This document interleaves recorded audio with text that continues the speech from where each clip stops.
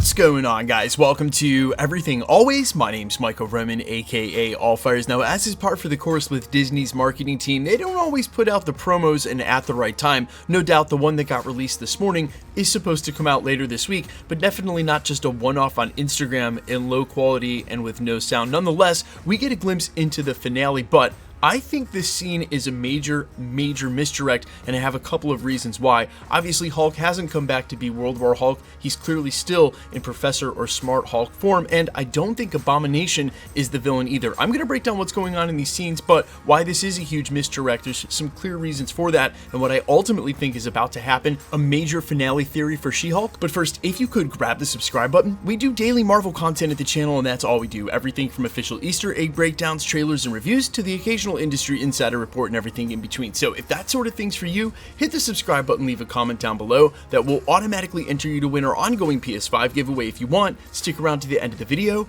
We'll get into all the giveaway stuff again there. Okay, so side note, re-recording this for the 4th time because each time I've sort of divulged into a tangent and a rant. If it happens during this take, I'm just going to leave it in.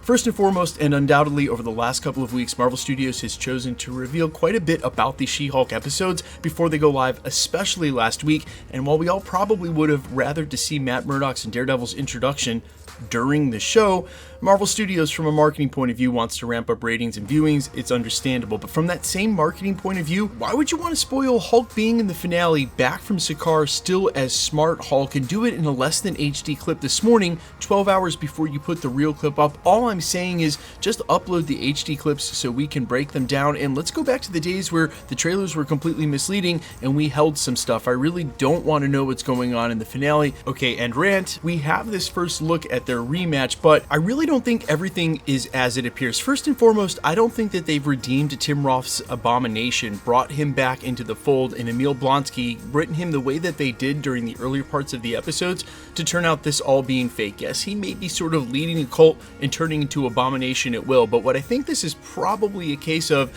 is they're going to think Abomination is the villain behind Intelligentsia when he won't be at all. It'll be a mistake that happens early in the episode, and I really feel like Emil Blonsky, the Abomination, is going to go on to side with them and fight against who's ever revealed to be behind Intelligentsia, which for sure at this point is going to be the leader. Look, I know there is a ton of talk about Red Hulk, but some of the theories that went flying after last week's Easter egg fourth wall break by Jen Walters didn't even make sense, so let's get all of the chips on the table. Straight up, when they showed us it was King Hulk, King equals leader, get it? The villain of the upcoming Captain America New World Order will be the villain revealed at the end of this series, either during the episodes or in a tag sequence. There's not that many opportunities to set up a Hulk-type villain, especially in a series that early on showed us the whole narrative arc here from the villain's point of view is getting Jen's blood, which they've already obtained, in order to make more Hulks.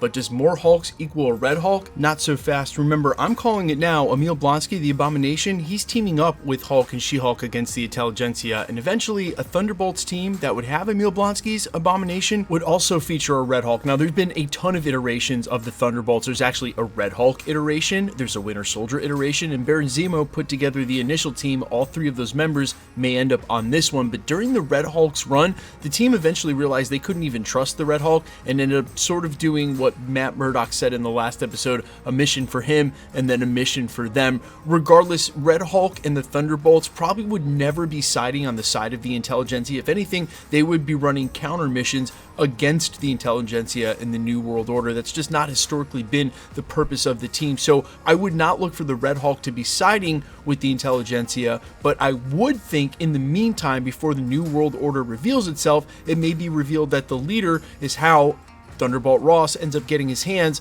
on a version of Hulk's blood and the Super Soldier Serum. So this episode, in my opinion, will be focused on the leader and moving the pieces they need to set him up as a logical villain for whatever's coming down the road in New World Order. Now, one of the rants I've been able to hold on to for the last 4 minutes as I work through what's going to actually happen in the episode from a more objective point of view is that I'm worried now seeing the Hulk returned from Sakaar that they didn't take an excellent opportunity to push that character in a way that fans are calling for and make good on all of these rumors of a World War Hulk down the road.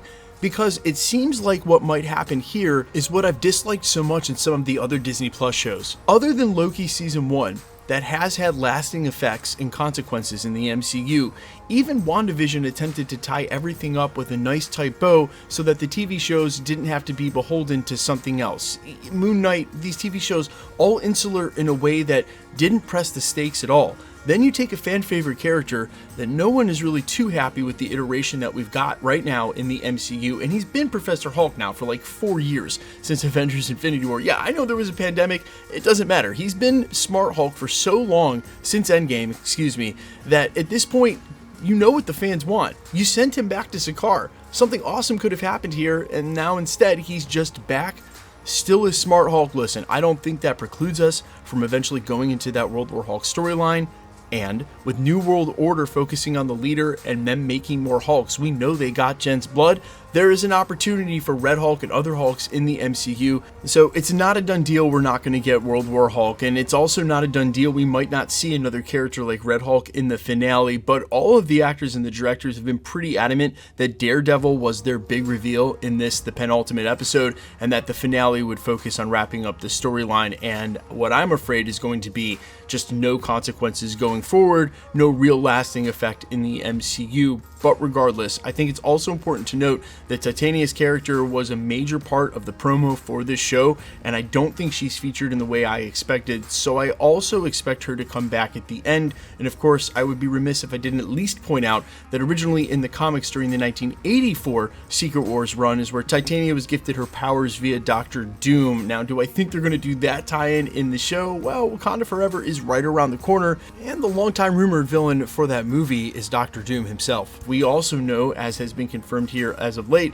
that Michael Waldron is said to be drawing from both Secret Wars runs, the Jonathan Hickman 2015 run as well as the 1984 run, and we know that to be true because of what Jim Shooter, a writer on the original 1984 Secret Wars run, said at a Comic-Con very early this year, confirming that Marvel Studios had worked out to lock some things up in a contract and pay more money, even though the work done at the time was work for hire. Basically, Marvel paid him to create IP for them, and he had no claim to it anyway, and they still came through with the contract to make sure everything was locked down, told him to sign it and take the money.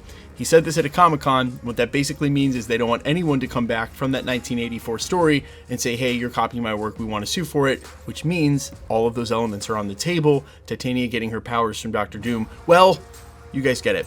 Let me know all your thoughts down below in the comments quickly. Let's get into the giveaway stuff before I let you go. We're still giving away PlayStation 5s, and the next milestone is at 1 million, which we are headlong into and could easily hit by month's end or next. If you want to be entered to win or for any of the future giveaways, all the same rules will always apply. Hit the subscribe button and leave a comment down below, because it's truly random. The more videos you comment on, the better chance you have of winning. All winners will be announced at the end of videos, the same way we're doing here. The best way to keep up with the content has always been to hit the notification bell with all notifications turned on. And as always, if you liked today's video, I'd appreciate it if you'd hit the like button. My name's Michael Roman. You can find me in a couple of places, Instagram and Twitter at IamFires. You can also find me on Spotify, YouTube, Amazon, Apple, iTunes, under the name All Fires with original music. And while I sincerely appreciate you checking my music out, thanks so much for checking this channel out. We will be doing a live watch party for the She-Hulk finale, so if you stay up to watch that, if you want to come by and hang out at the channel, we go live at 2 a.m. Eastern, 11 Pacific, about an hour before the episode comes out. We all hang out, talk about it, we all watch it together. I watch here as you watch at home, and then we all talk about it afterwards. It's a fun time every time. I'll see you guys there, or I'll see you in the next video. Peace.